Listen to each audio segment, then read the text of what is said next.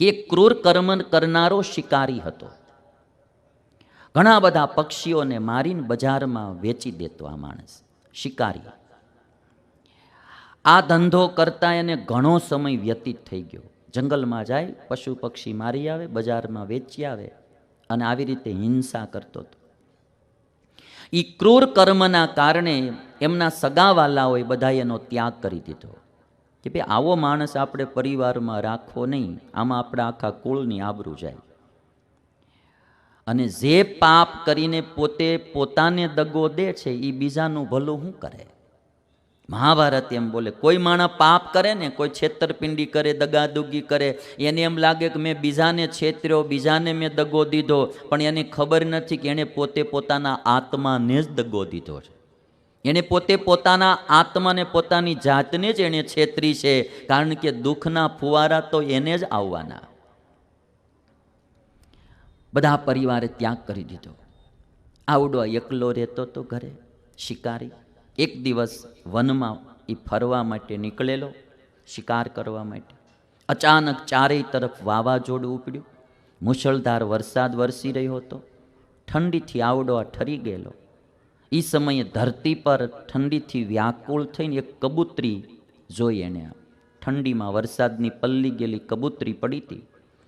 એ આ શિકારીએ પકડી લીધી અને પોતાના પિંજરામાં મૂકી દીધી. લઈને ચાલતો થયો. રાત પડી ગયેલી, ઘરે જવાય એવું હતું નહીં. એક વૃક્ષની નીચે સૂઈ ગયો.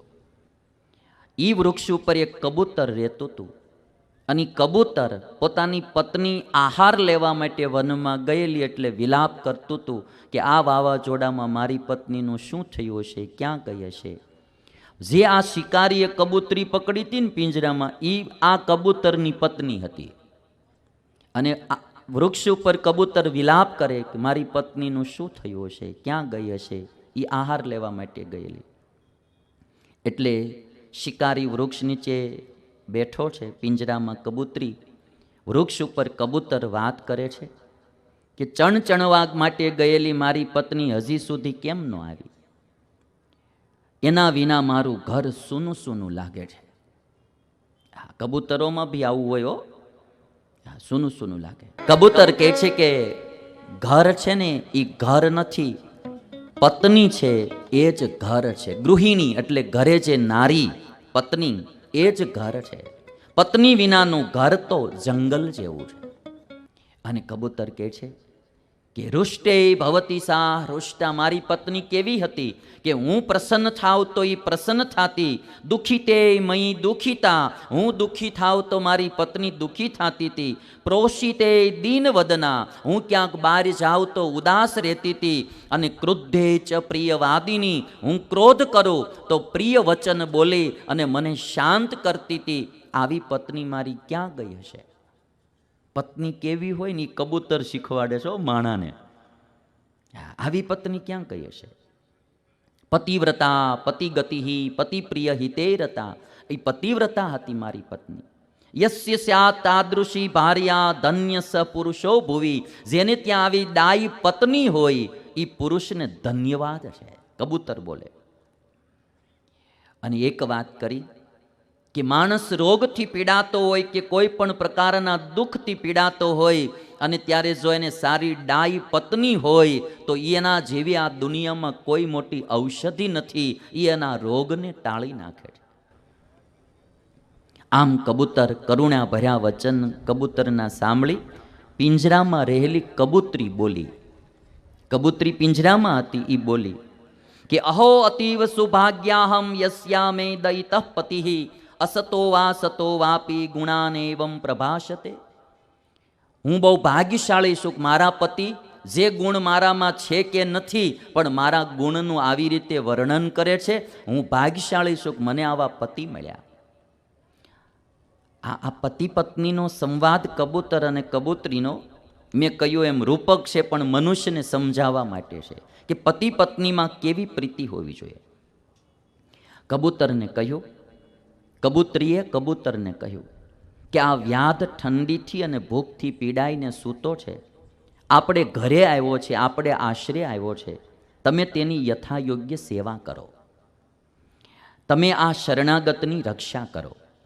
કબૂતરે વ્યાધને પૂછ્યું કે હું તમારી સેવા શું કરું? શિકારીને પૂછ્યું.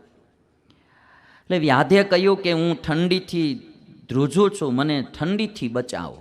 વરસાદ પડ્યો, પલ્લો છું, ઠંડી બહુ લાગી ગઈ. કબૂતર દૂર દૂર જઈને ઘણા સૂકા પાંદડા લઈ આવ્યું અને લુહારના ઘરેથી અગ્નિ લઈ આવ્યું અને અગ્નિ પ્રજ્વલિત કરીને વ્યાધનું દુઃખ એને દૂર કર્યું. કબૂતરે પછી શિકારીને પૂછ્યું કે હવે હું શું સેવા કરું? કબૂતર ઓલો વ્યાધ કહે છે કે મને ભૂખ લાગી છે, મારી ભૂખ મટાડે. કબૂતરે કીધું કે મારી પાસે જમાડવા માટે તો કાંઈ નથી. કબૂતર ઉદાસ થઈ ગયું કે મારી પાસે આ અતિથિને જમાડવા કાંઈ નથી. ત્યારે કબૂતરે એટલું કીધું કે આ અગ્નિ પ્રજ્વલિત થઈ રહી છે, હું એમાં પ્રવેશ કરું છું, તું મને ખાય અને તારી ભૂખ શાંત કરે. અને જ્યારે કબૂતરે આગમાં પ્રવેશ કરવા માંડ્યું ત્યારે આ શિકારીને એમ થયું, ઓહો હો, આવી રીતે પણ માણસો આ દુનિયામાં દયાળુ હોય છે કે પોતાના પ્રાણ આપીને મારી ભૂખ મટાડે. વિલાપ કરવા લાગ્યો આ વ્યાધ. અને વ્યાધને શિકારીને પશ્ચાતાપ થયો કે મારા જેવો પાપી આ દુનિયામાં કોણ? આના કરતાં તો આ કબૂતર સારું કે જેનામાં ધર્મ કેવો છે. હવે હું પણ આવો ધર્મ પાળીશ અને ધર્મનું પાલન કરતાં કરતાં જિંદગી જીવીશ. એ શિકારીએ પોતાની પાસે જે કંઈ બાણ, કાંઈ પિંજરું, જે કંઈ શિકાર કરવાના સાધનો હતા એ છોડી અને પોતે એકદમ ધાર્મિક જીવન જીવવા માંડ્યો. આ બાજુ શિકારી એકદમ પવિત્ર બન્યો. કબૂતરી શોકમગ્ન થઈ વિલાપ કરવા લાગી. કબૂતરીએ તે પ્રજ્વલિત અગ્નિમાં જ પ્રવેશ કર્યો કે હવે પતિ વિના મારે જીવવું નહીં. એ પણ પ્રવેશ કરીને જતી રહી. બંને પતિ પત્ની સ્વર્ગમાં જઈ આનંદથી રહેવા લાગ્યા. વ્યાધે પણ તપ કરતાં કરતાં પ્રાણ ત્યાગી દીધા. કોઈ આપણે શરણે આવે ને તો આ કબૂતર અને કબૂતરીની જેમ એની રક્ષા કરવી, એનું પાલન કરવું અને એ શરણાગતનો ધર્મ નિભાવતા માણસને સ્વર્ગની ગતિ મળે છે. જેમ કબૂતર અને કબૂતરી સ્વર્ગને પામ્યા એમ આ વ્યક્તિ શરણાગતની રક્ષા કરનારો એ પણ સ્વર્ગની ગતિને પામે છે. કે ક્રૂર કર્મ કરનારો શિકારી હતો.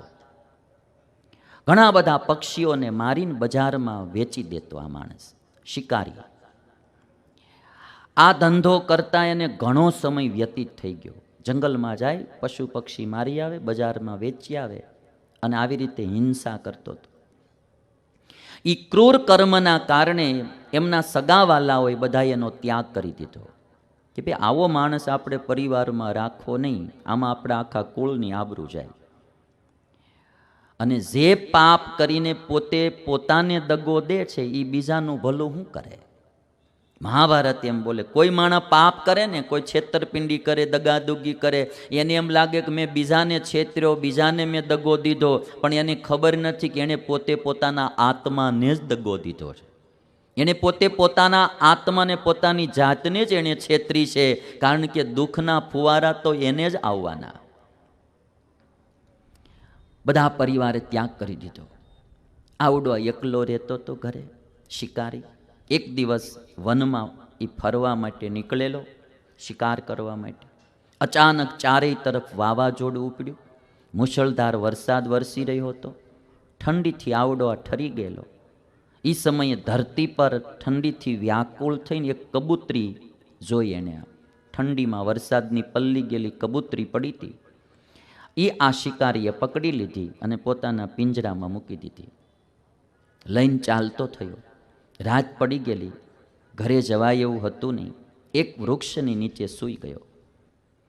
એ વૃક્ષ ઉપર એક કબૂતર રહેતું હતું અને કબૂતર પોતાની પત્ની આહાર લેવા માટે વનમાં ગયેલી એટલે વિલાપ કરતું હતું કે આ વાવાઝોડામાં મારી પત્નીનું શું થયું હશે, ક્યાં ગઈ હશે.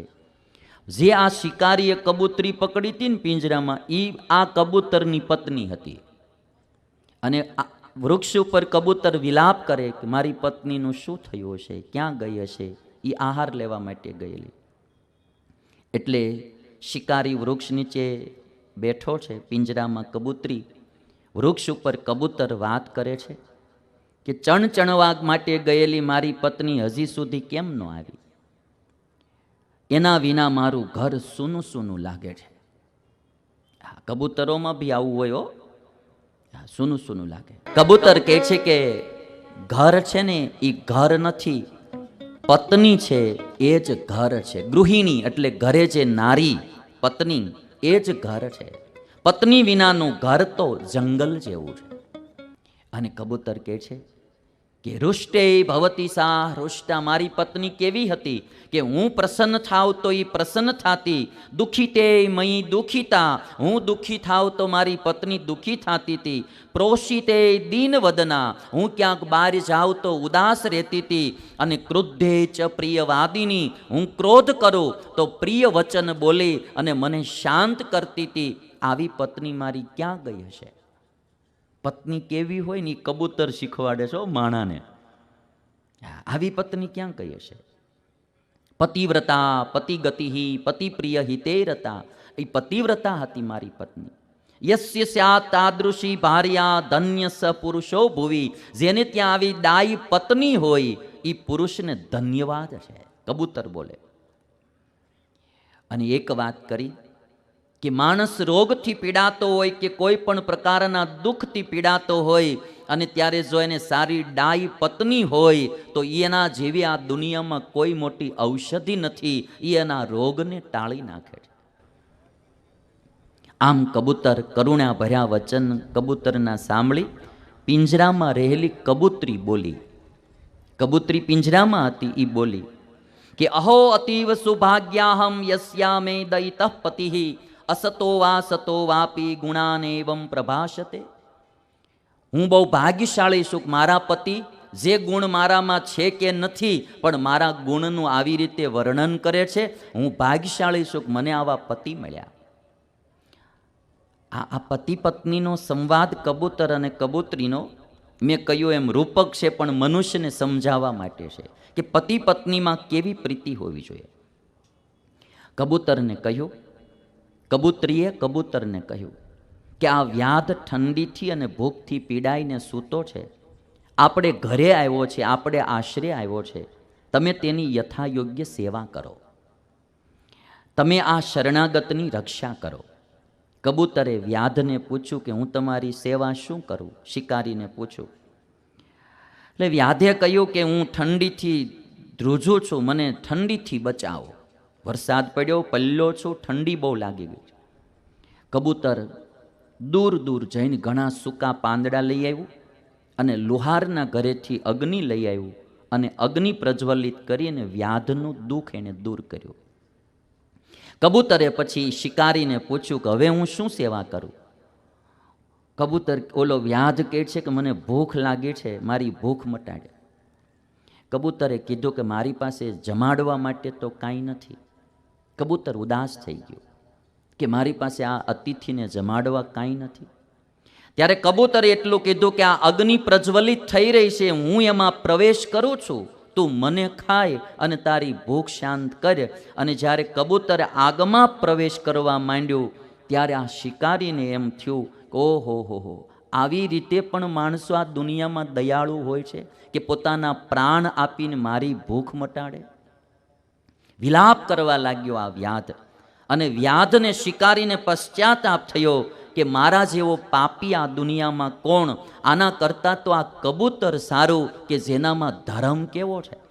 હવે હું પણ આવો ધર્મ પાળીશ અને ધર્મનું પાલન કરતાં કરતાં જિંદગી જીવીશ. એ શિકારીએ પોતાની પાસે જે કંઈ બાણ, કાંઈ પિંજરું, જે કંઈ શિકાર કરવાના સાધનો હતા એ છોડી અને પોતે એકદમ ધાર્મિક જીવન જીવવા માંડ્યો. આ બાજુ શિકારી એકદમ પવિત્ર બન્યો. કબૂતરી શોકમગ્ન થઈ વિલાપ કરવા લાગી. કબૂતરીએ તે પ્રજ્વલિત અગ્નિમાં જ પ્રવેશ કર્યો કે હવે પતિ વિના મારે જીવવું નહીં. એ પણ પ્રવેશ કરીને જતી રહી. બંને પતિ પત્ની સ્વર્ગમાં જઈ આનંદથી રહેવા લાગ્યા. વ્યાધે પણ તપ કરતાં કરતાં પ્રાણ ત્યાગી દીધા. કોઈ આપણે શરણે આવે ને તો આ કબૂતર અને કબૂતરીની જેમ એની રક્ષા કરવી, એનું પાલન કરવું અને એ શરણાગતનો ધર્મ નિભાવતા માણસને સ્વર્ગની ગતિ મળે છે. જેમ કબૂતર અને કબૂતરી સ્વર્ગને પામ્યા એમ આ વ્યક્તિ શરણાગતની રક્ષા કરનારો એ પણ સ્વર્ગની ગતિને પામે છે.